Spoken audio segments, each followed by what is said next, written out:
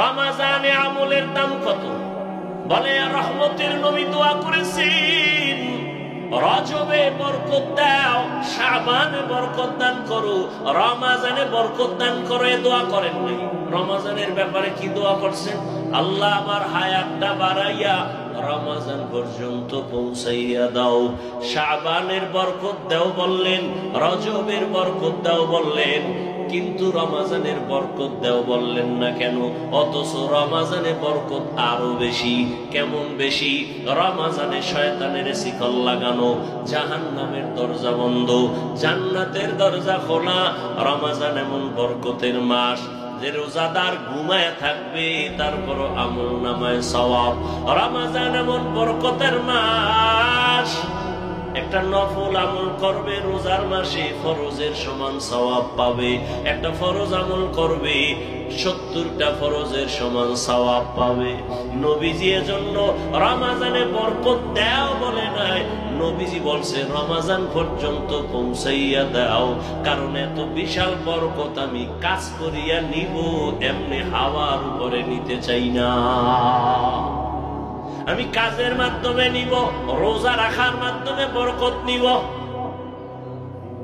তাহলে রমজানে নবীজি রমজানের জন্য দোয়া করছেন, রমজান যেন পাইয়া মরি। ও যুবক বাবারা, বৃদ্ধ বাবাজিরা, এই রমজান পাবেন জানা নাই, যদি পান পরের রমজান পাওয়ার গ্যারান্টি নাই। এত সুন্দর বরকতের মাস পাইয়াও যারা আমল করবে না, এদের মতো কপাল পরা নিমক হারাম আর কেউ থাকতে পারে না। কে আপনাদের বুঝায় আমল লাগে না? অথচ আপনি আবার হাদিস হাদিস মানেন, বলেন কি মানেন? হাদিস হাদিসে কি আপনি পান নাই? কিয়ামতের ময়দানে আমার আল্লাহ ফরজ আমলগুলো ঘাটতি যখন হবে, নফল দিয়া ঘাটতি পূরণ করবেন। ফরজ আমলের ঘাটতি পূরণ হবে নফল আমল দ্বারা।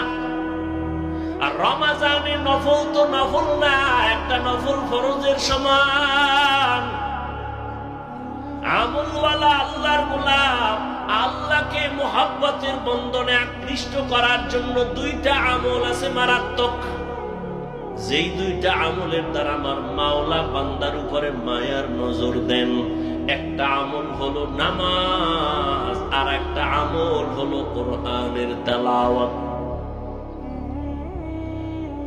বুখারী শরীফের হাদিসে কুদসি, জমিনের মধ্যে আল্লাহর কাছে সব থেকে বেশি প্রিয় ওলি আউলিয়া যারা, যে কারণে আল্লাহ নিজেই বলেন নবীকে হাদিসে কুদসি, নবী জানায় দেন আমার ওলিদের সাথে যারা বেয়াদবি দুশমনি করবে, আমি আল্লাহ তাদের সাথে যুদ্ধ করার জন্য রেডি। তাহলে ওলি আউলিয়া আল্লাহর কত প্রিয়। আর ওলি কারা? আল্লাহ নবীকে বুঝায়, নবী জানেননি ওলি কারা? এরা শুধু ফরজ আমল করে না, বেশি বেশি নফল আমল করে। বিস্তারিত বলার সুযোগ নাই না বাবা। অতএব আমি অনুরোধ করে বলবো, দ্বন্দ্ব চাই না, ঝগড়া চাই না, দূরত্ব চাই না, হিংসা চাই না, সমাধান চাই। আধা মিনিটে বলে যাব, ও সিরাজগঞ্জের মুসলমানদের কাছে, দ্বন্দ্ব ছেড়ে দেও, আমলের লাইনে আগাও। হিসাব কম কইরা আমল করো, বেশি করো, করতে থাকো। এই জন্য বলবো, 8 রাকাত তারাবির উপরে তুমি মান্যত কইরো না যে এর উপরে পড়বই না। হ্যাঁ, যদি তুমি মনে করো তুমি 8 রাকাত তারাবি পড়বা, এর বেশি তারাবি 1 রাকাতও পড়বা না। ওই ভাইজানের কাছে আমার অনুরোধ, বিনয়ের সাথে আমি ছোট হিসেবে অনুরোধ করব, যদি আপনি 8 রাকাতের বেশি তারাবি পড়বেন না বলে পাক্কা এরাদা করেন, ঠিক আছে, আমি আধা মিনিটের জন্য আপনার কথা সাপোর্ট দিলাম। তবে আমার অনুরোধ হলো আপনি 8 রাকাত তারাবি হিসাবে পড়েন, ঠিক আছে, মেনে নিলাম। বাকি 12 রাকাত নামাজও ছাড়িয়েন না, আপনি নফল হিসাবে বাকি 12 রাকাত পড়েন। কারণ রমজানের একটা নফল ফরজের সমান বরকত। আগামী রমজান পাবেন কিনা গ্যারান্টি নাই। জিদ কইরা, রাগ কইরা, অভিমান কইরা আমল থেকে আপনি দূরে সরবেন না, অনুরোধ করে গেলাম। কার সাথে আপনি রাগ কইরা এরপরে আপনি আমল ছাইরা দিতেছেন? মেনে নিলাম আপনি 8 রাকাত তারাবি পড়েন, পড়েন, আপনার সাথে তর্কে জড়াবো না। বাকি 12 রাকাত নফল হিসেবে পড়েন। ছাড়েন কেন? এই রমজানের বরকত আর একবার পাবেন বলে গ্যারান্টি আছে? কার সাথে জিদ করে আমল থেকে দূরে যাচ্ছেন? কার সাথে রাগ করলেন? মেনে নিলাম আপনার 8 রাকাত, দ্বন্দ্ব নেই, আপনার সাথে তর্ক করে আর আমার সময় নেই। তর্ক করা ভালো না, পরিণাম ফল ভালো হয় না তর্কের কারণে। মেনে নিলাম আপনি 8 রাকাত পড়েন, বাকি 12 রাকাত আপনি পড়েন, নফল হিসাবে পড়েন। আর সে 8 রাকাতই পড়ে যদি আবার ভাব থাকে আমি 8 রাকাতও বরবাদ। যদি ভিতরে ভাব আইসা যায় আমি তাহলে 8 রাকাতও বরবাদ। আল্লাহ হেদায়েত দান করুন। ওয়ানুনাজ্জিলু মিনাল কুরআনি মা হুয়া শিফাআ। তাহলে ঈমানওয়ালারা রোগী কেন? আমল নেই। এবার এখানে কিছু আল্লাহর বান্দা আছে আমল করে। প্রশ্ন, আমলওয়ালাও কি রোগী? জবাব হলো হ্যাঁ, আমলওয়ালারাও রোগী। কেন? কয় বান্দা আমল করে ঠিক, তবে আমলের মধ্যে তাকওয়া নাই। নামাজ পড়ি মানুষকে দেখাবার জন্য, আল্লাহর জন্য পড়ি না। যাকাত দেই মানুষকে দেখাবার জন্য, আল্লাহর জন্য যাকাত দেই না। দান সদকা করি মানুষকে দেখাবার জন্য, মারহাবা না বললে মনে কষ্ট। তাহলে এই দান তো আল্লাহর জন্য হয় নাই। এই জন্য যাদের আমল আছে তারাও রোগী। ঔষধ হলো কোরআন থেকে নাও। তাকওয়ার অভাবে তোমার আমল দুর্বল। আল্লাহ তাআলা কোরআন অবতীর্ণ কেন করেছেন? আর এক আয়াত আমি মাঝখানে পড়েছিলাম, হুদাল লিন্নাস, দুনিয়ার সব মানুষের হেদায়েতের জন্য কোরআন। এখানেও প্রশ্ন জটিল।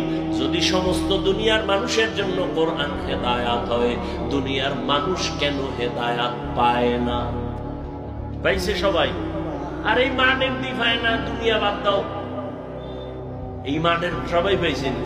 বিড়ি টানতে টানতে ঢুকছে, বিড়ি টানতে টানতে বাড়ি যাব, পাক্কা হেদায়েত প্রাপ্ত।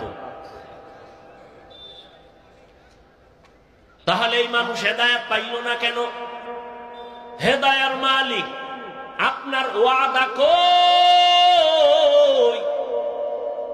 দুনিয়ার সব মানুষের হেদায়েতের জন্য কোরআন অবতীর্ণ করলেন, দুনিয়ার সব মানুষ কেন হেদায়েত পায় না? এর সংক্ষিপ্ত জবাব, দুনিয়ার মানুষ হেদায়েত কেন পায় না? দুনিয়ার সবাই হেদায়েত চায় না। সবাই হেদায়েত, আবু জাহিল হেদায়েত পায় না কেন বলেন? হেদায়েত চায় নাই। আর ওমরের মতো বান্দা হেদায়েত পাইল কেন? বলে হেদায়েত চেয়ে ফেলেছে। আপনি জানেন মিথ্যা কথা বলা হারাম, জানেন না? এরপরও আপনি মিথ্যা বলেন কেন? আপনি হেদায়েত চান না। আপনি জানেন গালি দেওয়া হারাম, এরপর আপনি গালি দেন কেন? আপনি হেদায়েত চান না। আপনি জানেন গীবত করা হারাম, এরপর আপনি গীবত করেন কেন? বলে আপনি হেদায়েত জেনে শুনে হেদায়েত চান না। চাইলে তো গীবত করতেন না। আপনি জানেন চুরি করা হারাম, ডাকাতি হারাম, সুদ খাওয়া হারাম, ঘুষ খাওয়া হারাম, তাস খেলা হারাম, ক্যারাম বোর্ড হারাম, লুড্ডু খেলা হারাম, নাচ দেখা হারাম, গান শোনা হারাম, মা বাবার সাথে বেয়াদবি হারাম। এরপরও কেন সুদ খান? হেদায়েত চান না। কেন ঘুষ খাইতেছেন? হেদায়েত আপনি চান না। কেন চুরি করতেছেন? হেদায়েত চান না। কেন ডাকাতি করেন, জুলুম করেন? হেদায়েত আপনি চান না। কেন আপনি জুয়া খেলেন? কেন মদের বোতল নিয়ে দৌড়ান? কেন নেশা পান করেন? আপনি হেদায়েত চান না। এজন্য আল্লাহ আপনাকে হেদায়েত দেয় না। আপনি যদি চাইতেন তাহলে আল্লাহর কাছে বলতেন, আলেমদের কাছে দোয়া চাইতেন, হুজুর আমি যেন নামাজ পড়তে পারি, আমি যেন মিথ্যা থেকে বাঁচতে পারি, আমি যেন হারাম থেকে বাঁচতে পারি। এমন কুলাঙ্গার এই জমিনের মানুষ যে এমন অবস্থা হলো, নিজে হারাম খাইয়া মরলে তো এক ঝামেলা শেষ, কিন্তু না, ঘরের বিবিটাকেও মেহের মুসিবতে ফেলে মরে যায়। সন্তানগুলো লজ্জায় কারো সামনে মুখ দেখাইতে পারে না, কারণ বাবা এত জালেম, ওর সন্তান কেউ কেউ পছন্দ করে না। বাবা হারাম টাকা দিয়ে সন্তানকে খাওয়াইয়া বড় বানাও, সন্তানের অপরাধ কি? তাকে হারাম খাওয়াও কেন? তোমার স্ত্রীর অন্যায় কি? তারে কেন হারাম টাকা দিয়ে তুমি সংসার চালায় তারে খানা দিয়ে রক্ত নাপাক করো? আল্লাহর আদালতে করায় গন্ডায় হিসাব দিতে হবে। আল্লাহ হেদায়েতের জন্য কোরআন দিলেন, দুনিয়ার সবার পায় না কেন? দুনিয়ার মানুষ হেদায়েত চায় না। আসেন আমার প্রথম আয়াতে, হুদাল্লিল মুত্তাকিন, আল্লাহ কোরআন অবতীর্ণ করেছেন মুত্তাকিন যারা, তাদের হেদায়েতের জন্য।